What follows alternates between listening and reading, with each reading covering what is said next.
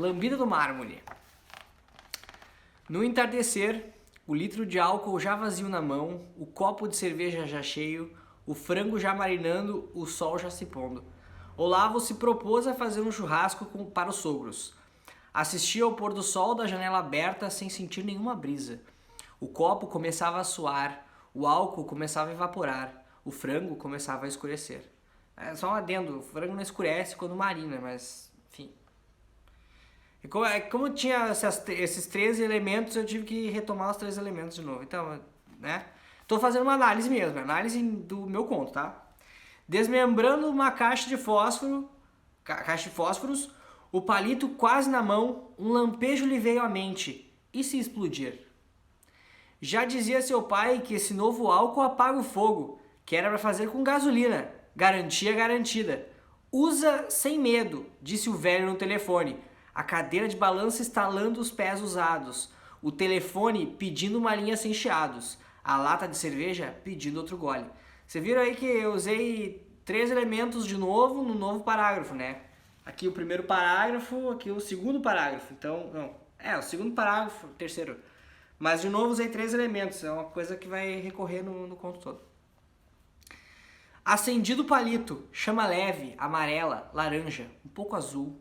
A churrasqueira ali, tijolo branco, mármore escuro, lâmpada de dentro acesa. Ela grita lá da cozinha, eles estão aí embaixo. Um gemido amargo perto da chama, agora apagada. O segundo palito tine, né? Eu fiz a sonorização, mas nem deveria.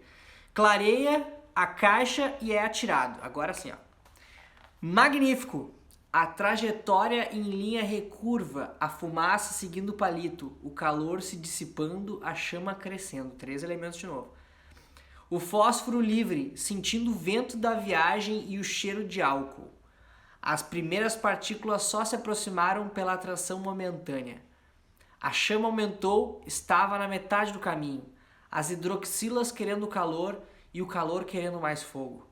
O fogo querendo espaço e o espaço querendo o palito querendo pousar e o pouso querendo ser carvão. Essa parte ficou ruim. Ruim. Não precisava. Lugar para o fogo, para o espaço. Lugar para o fogo, para o espaço. Lugar para o espaço não existe, né? De novo. Lugar para fogo, para o espaço, para o calor que, tomando conta da sacada, já lambia de laranja o mármore escuro. O palito na boca da churrasqueira iluminada.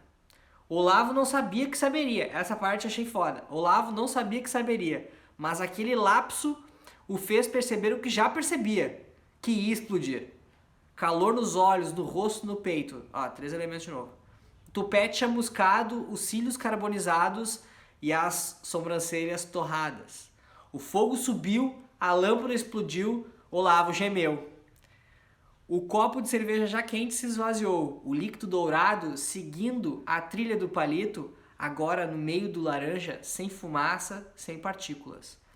O desaceso, o desespero, o descontrole fez Olavo gritar, enquanto o vizinho ouvia, a fumaça corria e o fogo pegava. Então aqui, ponto final. E aí o outro eu vou ler, eu queria ler o que tem ali. Eu separei no notebook aqui, o que não foi postado. Mas eu acho que ele é meio grande. Mas é massa. Eu vou ler aqui, foda-se. Olha só. Esse aqui chama O Pavilhão. Eu vou ler, não sei, esse aqui eu consigo colocar, acho que o do outro também consigo colocar do lado pra ir acompanhando a leitura, enfim. Dá pra fazer isso, tá? Deixa eu ver se tá gravando ainda, peraí. Tá gravando. Ok, vamos lá. O Pavilhão. Esse aqui foi escrito em 2014, maio de 2014. Desde lá, então, eu não tenho escrito muita coisa, tá? Mas eu vou voltar a escrever agora e vai ficar foda, porque agora eu sei muito mais do que antes. Então tá, vamos lá. Foi. Fabrício desligou a televisão e deu a última tragada no cigarro de filtro amarelado. Estava sentado no sofá verde musgo que já se transformava num tom de marrom onde ele costumava sentar-se sempre. Coçou os bagos sobre a cueca vermelha e frouxa, lamentando-se por ter esquecido de comprar a vodka pela tarde, quando o mercado ainda estava aberto. Pela janela aberta da sala, a brisa da madrugada invadia a sala, expulsando o cheiro de tabaco, sovaco e veneno contra baratas. Bem que melancólico, né? Nessa época eu gostava muito de Bukowski, assim, então era muito essa coisa de de tristeza, solidão, cigarro, bebida. Não sei, não que eu tenha usado essas coisas, mas o que eu lia influenciou na minha escrita, né? Não fazia ideia das horas que eram. Havia marcado um serviço às 2 da madrugada com um senhor de fala mansa que tremelicava o queixo enquanto forçava um sorriso que não tinha de nada simpático. O senhor, apesar da antipatia, pagar-lhe-ia o suficiente para que Fabrício não fizesse mais nada além de beber, fumar e comer por no mínimo 3 semanas. Velho, pagar-lhe-ia... Esqueci nossa porra aqui. Fosse. Mas não precisava, né? Podia usar outra coisa. Sentiu-se ainda mais cabisbaixo quando olhou-se para o espelho manchado do banheiro, enquanto molhava o cabelo seboso para dar a impressão de que havia tomado banho. O rosto de Fabrício refletia muito bem o que ele sentia, que ele havia passado nos últimos 2 anos. A esposa morta por um estuprador que não foi pego e fugiu do país. A herança que os irmãos roubaram quando ela morreu. O excesso de cigarro e de bebidas, as noites mal dormidas e a tristeza de ser apenas mais um homem sozinho no mundo. Vestia uma camiseta preta que havia usado a semana inteira e um macacão de brim que estava abarrotado sob a almofada do sofá. Sempre que vestia o macacão, mudava de personalidade, deixava de ser apenas um homem qualquer e passava a ser um profissional. Nenhum outro profissional conseguiria escalar os pavilhões armados de aço para trocar a fiação, as lâmpadas e reatores. Por isso, quem o achava sempre pagaria bem. Colocou o lampião elétrico, uma lanterna, 8 rolos de fita isolante, um jogo de alicates e chaves de fenda dentro da bolsa de viagem vermelha que não tinha sequer um zíper para fechar. Saiu de casa respirando o ar gélido e sem aroma da noite e, iluminado pelas estrelas e pela lua, caminhou por 20 minutos até chegar ao pavilhão. A rua em que caminhava era iluminada pelos postes de luz amarelada. Já que o amarelo é bem recorrente, né? O asfalto da rua misturava-se com a terra e as britas das construções. Enquanto caminhava pela rua, as botas de cano alto que calçava faziam ruídos nas pedras que ecoavam pelos pavilhões, dando a impressão de que muitos pés caminhavam atrás dele. Caminhava com a sensação de estar sendo seguido pelos próprios passos, e quando parava, ouvia apenas o zumbir dos reatores dos postes. Um único pavilhão estava completamente apagado no meio da rua embarrada. Sem dúvida, aquele era o pavilhão que aguardava os serviços profissionais de Fabrício, porque, obviamente, não tinha luz e ele tinha que fazer as luzes, né? O senhor antipático estava parado em frente à porta dupla de ferro, centralizado na parede de tijolos que ainda não havia recebido sequer uma camada de reboco. Tá, é novo, né? Boa noite, senhor Mendes. Estou esperando pelo senhor há 1h15 minutos. Espero que seu serviço seja diferente da sua pontualidade, disse o senhor antipático com a voz calma, segura e sem tremer o queixo. Fabrício espantou-se com a segurança que ele mantinha na voz, mesmo estando sozinho no escuro em meio à madrugada gélida. Essa parte aí eu acho que não precisava ter, podia cortar fora. Dane-se a pontualidade, olha só que malvadão, né? Dane-se a pontualidade. Acha que eu não tenho nada melhor para fazer do que ficar ansiando pela hora de trabalhar? Faça-me o favor, respondeu Fabrício sorrindo, tentando dar um ar de brincadeira à resposta. Desnecessário. Espero que sua falta de educação também seja diferente, toma. Disse sem dar nenhum ar de brincadeira à frase. Estendeu o molho de chaves amarrados por um barbante. A chave com a cabeça vermelha abre o vestiário, caso queira tomar um banho ou usar o banheiro após o serviço. Fecharei a porta principal assim que o senhor estiver lá dentro. Não se preocupe com a sujeira que fizer, daqui 2 horas uma equipe de limpeza virá. Espero que o senhor já tenha terminado o serviço até lá. Com um empurrão suave, a porta de ferro abriu-se sem fazer nenhum barulho como de costume. Sem fazer barulho como de costume, isso aí não precisava também. O senhor não fez muita força para mover a porta, que tinha a grossura de 2 polegares e certamente pesava centenas de quilos. Também é um detalhe que não vai fazer diferença nenhuma. Fabrício acenou com a cabeça enquanto entrava no pavilhão. Apelou para o silêncio após a tirada de humor que o senhor havia feito. Ele ligou um lampião que iluminava apenas o chão de concreto e colocou-o no chão empoeirado de cimento. Com a mesma delicadeza que havia aberto a porta de ferro, o senhor fechou-a, trancando-a ruidosamente com 2 cadeados. Sentindo-se mais sozinho do que normal, Fabrício pegou a lanterna para estudar a armação do pavilhão. Os pilares de ferro foram armados como escadas e erguiam-se além das alturas das lâmpadas. Apontou a lanterna ao redor para encontrar os disjuntores e começou o serviço.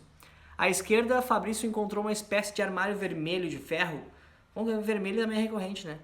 Vermelho de ferro com pedaços grotescos de ferrugem, com uma placa metal escrita "Cuidado, alta tensão". Dirigiu-se até lá com o lampião aceso, a mala às costas e a lanterna apontando para o armário. Os passos que dava ecoavam pelo pavilhão como na rua, só que muito mais audíveis. Os ecos vinham de todas as direções e quando Fabrício parava para averiguar, ouvia ao longe o barulho dos passos ressoando pela escuridão completa. Fabrício tentava respirar pelo nariz para que o ruído não fosse ecoado pelo pavilhão. A sensação de estar trancado pela porta de ferro limitava os pensamentos apenas para os barulhos do serviço. O mundo estava trancado lá fora e os ecos ali dentro com ele. O serviço era o mesmo que Fabrício sempre fazia. Peraí que eu pulei demais. O serviço era o mesmo que ele fazia. De dia com a ajuda da claridade do sol. Só precisava reparar alguns fios e dar um fora dali em algumas horas. Pensou em tomar um banho no vestiário e amaldiçoou-se por não ter trazido roupas extras e sabão. Não tinha problema. Mais um dia de sem banho não faria mal a ele. Mexendo nos disjuntores, um camundongo sem pelos correu e parou ao lado da bota de Fabrício, que rapidamente o chutou para o lado, voando para a escuridão enquanto guinchava alto. O corpo do rato sumiu em meio à escuridão e quando tocou o chão parou de guinchar de imediato.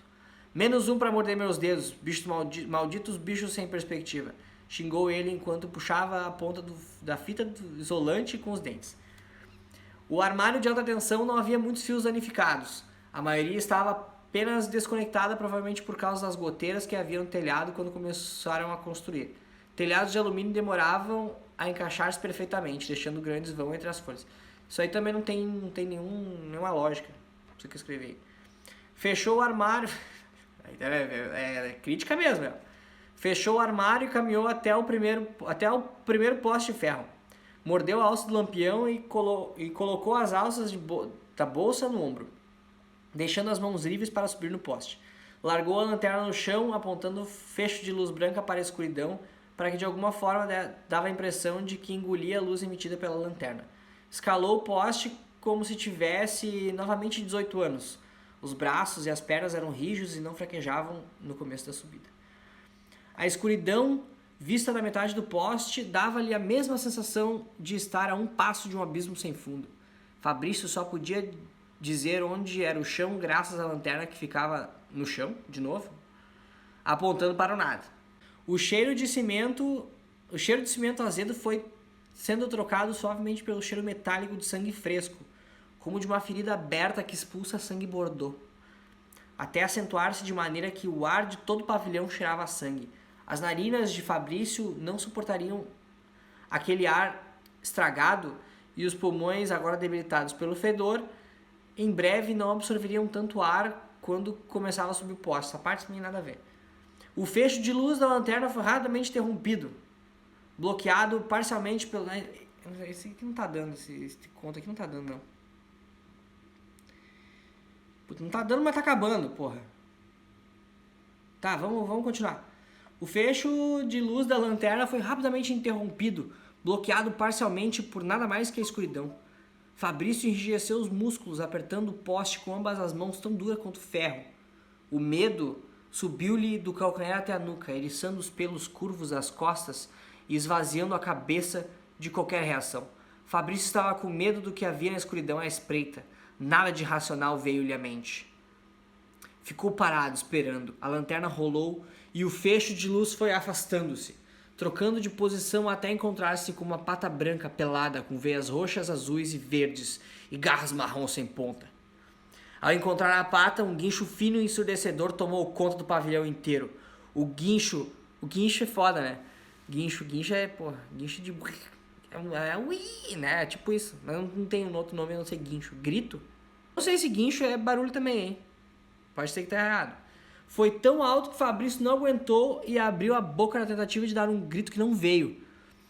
O lampião rodopiou no ar, trocando a escuridão do abismo pelo trajeto que ele havia escalado no poste. O lampião caiu no chão e quebrou a armação de vidro, atirando cacos para todos os lados. A luz mantinha-se acesa, iluminando o pé do poste. Não fez muito sentido, isso aqui não estava fazendo muito sentido, na real. que o Lampião tava no chão, depois tava na mão dele. Não faz nenhum sentido. Depois do Lampião cair, o cheiro de sangue foi se esvaindo e sendo renovado pelo de cimento azedo. O silêncio absoluto tomou conta do pavilhão. Ouvia-se apenas a respiração de Fabrício. As mãos dele ainda agarravam com força o poste. Quando deu-se por conta da força que fazia para agarrar-se, soltou as mãos que perdeu a força no mesmo instante. Soltou uma das mãos que perdeu a força no mesmo instante. Suas mãos estavam brancas por causa da força que exercia, e a dor que sentia nos dedos era tamanha que não conseguia agarrar o poste. Os pés fraquejaram e ele soltou-se do poste, indo de barriga para o chão, agora iluminado pelo lampião. O cheiro de sangue veio junto com um trotar desengonçado enquanto caía. Vinha de encontro a ele, como um leão faminto vai à presa debilitada. O contorno tomou-se forma quando o trote chegou à iluminação do lampião. O camundongo sem pelos, de pele branca raiada, de veias coloridas, olhos vermelhos de sangue, dois dentes amarelados manchados de marrom, trotava ao encontro do poste. A cabeça do camundongo era do tamanho de Fabrício, o petisco humano no meio da escuridão. A criatura escalou o poste trotando sem perder a velocidade. Abriu a boca para ir de encontro a Fabrício, que nada pensava enquanto caía, e via a criatura imensa subir pelo mesmo caminho que subia de boca aberta. Ali, na boca do camundongo, era o final do abismo da escuridão. Aí deu um migué para dar continuidade na história, né? Aí passou o tempo. A equipe de limpeza era composta por 5 homens equipados com trajes emborrachados de cor amarela mostarda, botas pretas e brilhantes e bonés vermelhos, todos com abas viradas para trás. A mulher vermelha de novo e com a aba virada para trás também, nada a ver, não tem porquê. Acenderam os lampiões e dispuseram os sacos de lixo preto abertos no chão. Começaram a varrer, cada um cantarolando uma música diferente da outra, que escutava através dos fones de ouvido. O maior dos 5 varria com força e raiva e largava os montes de pó de cimento dentro de um saco de forma desengonçada. Errava grande parte do pó que havia na pá, deixando metade do conteúdo novamente no chão. Numa dessas erradas, um camundongo surgiu no meio do pó, correu até a bota brilhante do limpador, que lhe deu um forte chute para longe. O camundongo guinchou enquanto voava para a escuridão. Eu achei que era bom, mas é uma bosta esse conto. Não é bom, não. Bom mesmo é o outro que eu vou ler também, que foda-se.